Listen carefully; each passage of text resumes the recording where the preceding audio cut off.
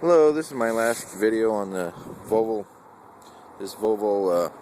S40. I know I said S60 before, but it's an S40. It says T5. I believe it has a handling package when you look at the wheels. Four-wheel disc brakes. Now I've driven it for about a week. Finally figured out where the hood was. Sort of hide things on you. So here's what the engine looks like. Just wanted to peek in here. Is it turbo or what? Because it sounds turbo-ish. Nothing really tells me if it's turbo. I don't know. Everything's covered up. Yeah, it looks like there's a little turbo back there. That'd be why it has a little bit of poop in here. So that turbo, of course, they cover up the battery. That's really what I would consider the main thing about this car. I think it's a nice enough little car, and if you can handle the things, the little issues with it, then it's fine. Probably a lot of people wouldn't even notice it. It's just a little bit. I would say this is a little bit too much of a socialist car. They control a lot of things. For instance, see the little hole here for the battery? They're afraid of the battery fumes. So then it goes through there, which apparently comes out here, which goes there. So just to vent battery fumes, they made this box, and they made that, or this funny little, just to vent battery fumes. And then it comes out here, so that your battery fumes won't, I don't have a clue, explode? I've been working on cars. I've only seen a couple batteries explode, and that's because people were stupid. So, I don't know. They also seem to cover up the engine. Looks like so it's a 4-cylinder turbo, which is pretty much what it feels like.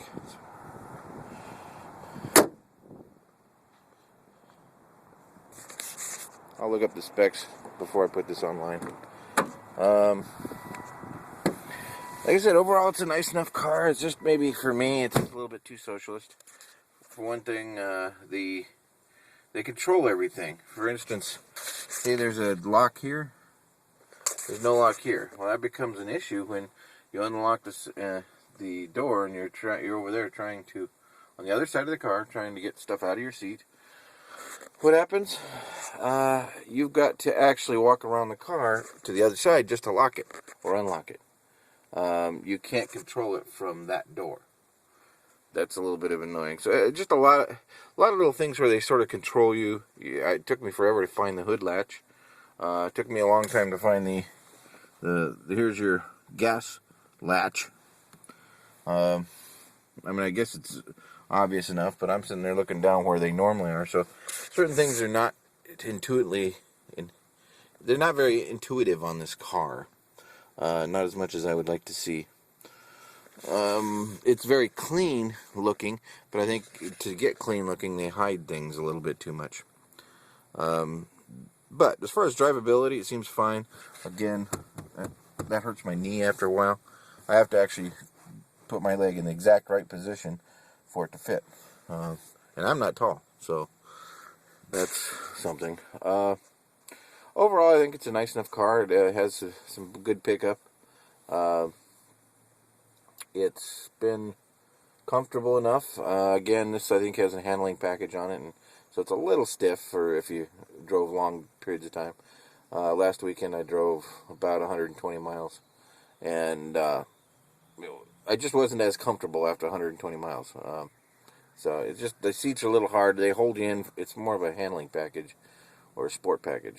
I never did see this mirror work very well.